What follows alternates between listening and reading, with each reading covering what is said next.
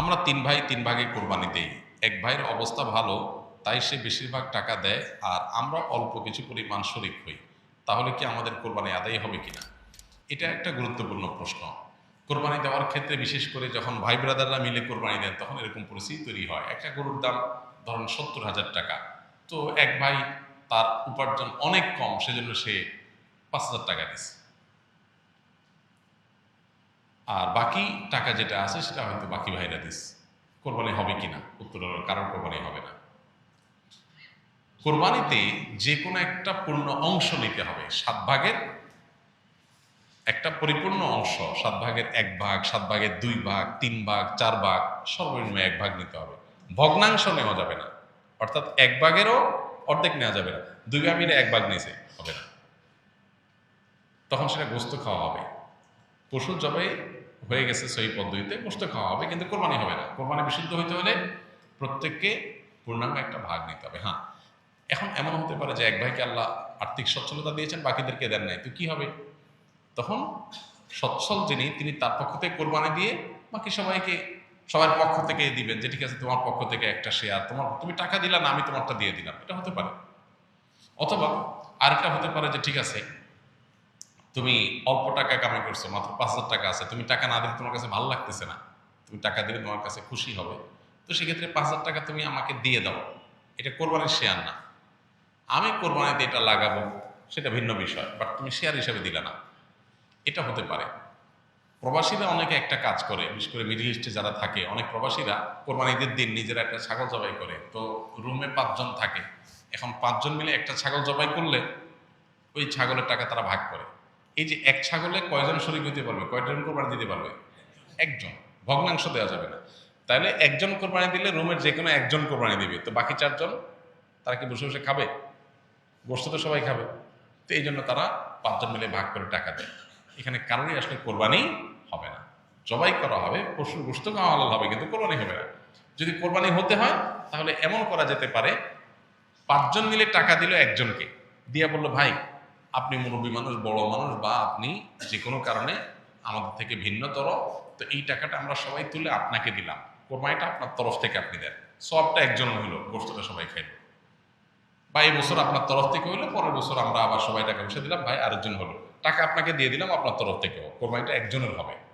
ঠিক একইভাবে গরুতে ভগ্নাংশ, এটার ভাগ এভাবে আপনার শরীক হওয়া যাবে না, পূর্ণাঙ্গ একটা অংশের শরীক হতে হবে, তারপরে কোরবানি নিষিদ্ধ হবে। মানুষ জাতিকে কি আল্লাহ নিজ হাতে তৈরি করেছেন? যদি করেও থাকেন তাহলে একজন মানুষকে তৈরি করতে কত সময় লেগেছে? কেননা একজন বক্তা দাবি করেছে ওনার তরিকার আরেক বক্তাকে তৈরি করতে নাকি আল্লাহ 30 বছর সময় লেগেছে। নাউজুবিল্লাহ। ইন্নামা আরাদা শাইআন আইয়াকুলা লাহু কুন ফায়াকুন। আল্লাহ রাব্বুল আলামিন বলেছেন, আল্লাহ যখন কোনো জিনিস সৃষ্টি করতে চান তখন আল্লাহ বলেন হও, হয়ে যায়। আল্লাহ শুধু কুন বলেন, কুন মানে হও, হয়ে যায়। গোটা সৃষ্টি জগৎ তৈরি করা আল্লাহর জন্য মানে এক কুন বলার সময়ের ব্যাপার, তাই না? আল্লাহ যা চান সেটাই হয়ে যায়। এরপর আল্লাহ তাআলা এই নবমণ্ডল এবং ভূমণ্ডল, এই মহা সৃষ্টি আল্লাহ তাআলা সৃষ্টি করেছেন 6 দিনে। যেটা আল্লাহ তাআলা কোন বললে হয়ে যায়, এটা 6 দিনে কেন করেছেন, এটা নিয়ে অনেক আলাপ আছে।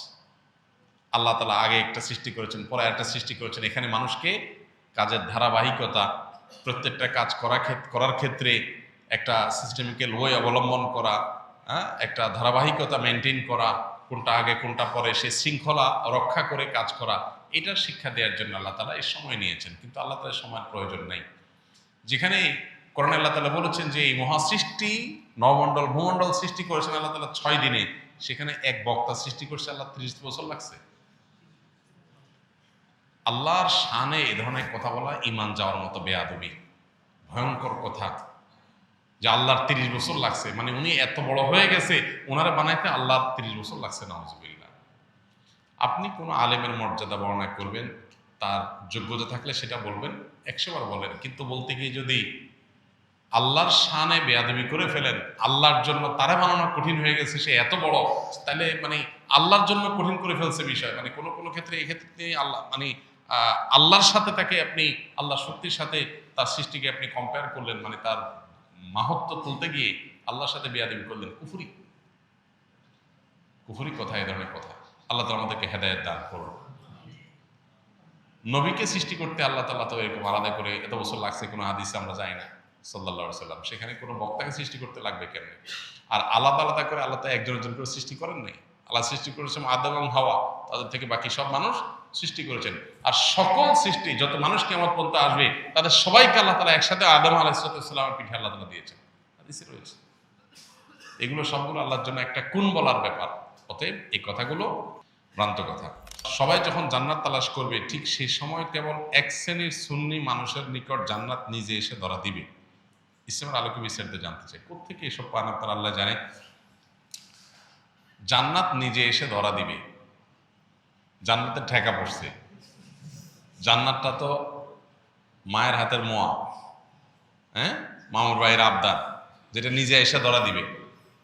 যেখানে নবীজি আল্লাহর কাছে দোয়া করতেন, আল্লাহুম্মা ইন্নী আসআলুকাল জান্নাহ, আল্লাহ আপনার কাছে আমি জান্নাত চাই, ওয়া মা কাররাবা ইলাইহা মিন কাওলিন ওয়া আমাল, এবং সে আমলের তৌফিক চাই যে আমল করলে জান্নাতের কাছে যেতে পারবো, যে আমলটা জান্নাতের কাছে নিয়ে যাবে। এটা দোয়া করছেন কে? নবীজি সাল্লাল্লাহু আলাইহি ওয়াসাল্লাম। আল্লাহুম্মা ইন্নী আসআলুকাল জান্নাতা ওয়া মা কাররাবা ইলাইহা মিন কাওলিন ওয়া আমাল, আল্লাহ সেই কথা সেই কাজ আপনি আমাকে করান, সেই কাজের পথে আমাকে গাইড করেন, সেই কাজগুলো করার তৌফিক দেন যেগুলো করলে জান্নাতের কাছে আমাকে নিয়ে যাবে। তাহলে নবীজি সাল্লাল্লাহু আলাইহি সাল্লাম জান্নাতের কাছে যাওয়ার জন্য চেষ্টা করছেন, আর এদের কাছে নাকি জান্নাত নিজে এসে ধরা দিবে। সীমালঙ্ঘন, বাড়াবাড়ি, এগুলো খ্রিস্টানদেরকে ভ্রান্ত করেছে। নবীজি সাল্লাল্লাহু আলাইহি সাল্লাম বলেছেন, লা তুতরুনি কামা আতরাতিন নাসারা ইবনে মারইয়াম, খ্রিস্টানরা যেরকম ঈসা আলাইহিস সালাম সম্পর্কে বাড়াবাড়ি করতে করতে গোমরা হয়ে গেছে, তোমরা আমাকে নিয়ে এরকম বাড়াবাড়ি করবে না। নবীজি তাঁর শানে এটা বলেছেন। তাহলে আমরা নিজেদের ব্যাপারে, নিজেদের আলেমদের ব্যাপারে যদি এরকম বাড়াবাড়ি করি, তার পরিণতি কিরকম হবে? নবীজি সাল্লাল্লাহু আলাইহি সাল্লাম তাকে নিয়েও বাড়াবাড়ি করতে নিষেধ করেছেন, তার মর্যাদা বলতে গিয়ে সীমা ছাড়াইতে নিষেধ করছেন। সেখানে এখন নিজেদের ব্যাপারে মর্যাদা বলতে গিয়ে এই পর্যায়ে চলে যায়, তাহলে কোথায় যাব? অনেক ভাইরা আছেন বিবেক খরচ করেন না এই জিনিসগুলো, যে ধরনের কথা অনেক গর্হিত কথা, হ্যাঁ, বিশেষ করে ধারণা করে কোনো মন্তব্য করা। তাহসাবুনাহু হাইয়িনা ওয়া হুয়া ইনদাল্লাহি আযীম, আল্লাহ বলেছেন তোমরা এগুলোকে খুব হালকা কথা মনে করো, আল্লাহর কাছে এগুলো অনেক বড়। বিশেষ করে কারো সম্পর্কে কোনো মন্তব্য ধারণা করে করা। তো যাই হোক, এ ধরনের বিষয় অবশ্যই গর্হিত কথা। এর কোনো কথা নেই যে কিয়ামতের দিন জান্নাত কারোর কাছে আসবে না, জান্নাতে ঠেকা পড়ে না এরকম। সবাই জান্নাতে যাওয়ার জন্য পাগল করা থাকবে, লালায়িত থাকবে, ব্যাকুল থাকবে, অস্থির থাকবে, পেরেশান থাকবে। নবী রাসূলগণ আল্লাহ রাব্বুল আলামিনের কাছে কিয়ামতের দিন অনেকেই সন্ত্রস্ত থাকবেন, পেরেশান থাকবেন। বিভিন্ন হাদিস দ্বারা সেটা বোঝা যায়। তাদের হালত যখন এরকম হবে, সেখানে আপনার বিশেষ কোনো এই যুগের কোনো মানুষ তিনি তার কাছে জান্নাত বা তাদের কাছে জান্নাত আগে আয়েশা ধরা দিবে